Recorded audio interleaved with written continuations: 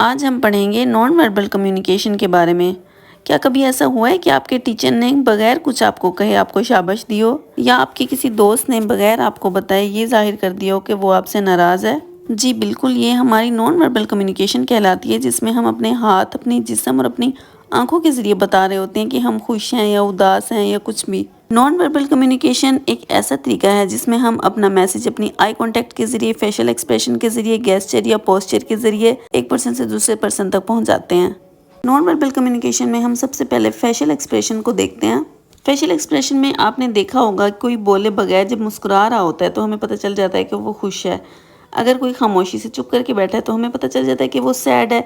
अब ये non verbal communication का एक तरीका है। हमने किसी के फेस एक्सप्रेशन देखकर ही जज कर लेना है कि इसका मूड किस तरह का है, तो ये एक नॉन वर्बल कम्युनिकेशन है। इस तरह से आपने मोबाइल में भी डिफरेंट इमोजीज देखे होंगे जिसमें एंगर, हैप्पी, कंफ्यूज्ड इस तरह के इमोजीज होते हैं।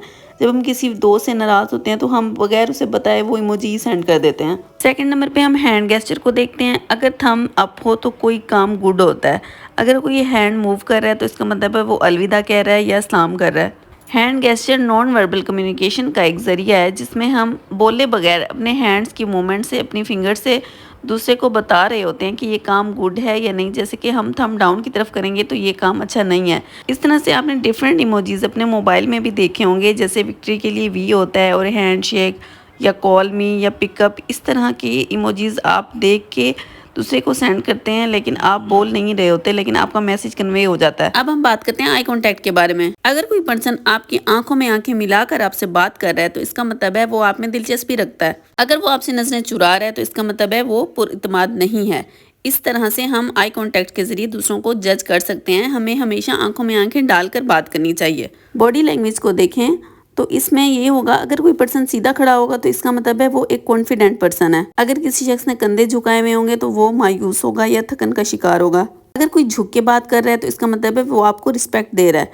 इस तरह से जिस्म की हरकत भी आपसे कम्युनिकेट कर रही होती हैं। आपने इस चीज़ को समझना होता है कि कोई बोल के आपको नहीं बता रहा, बल्कि उसको आपने अंडरस्टैंड करना होता है।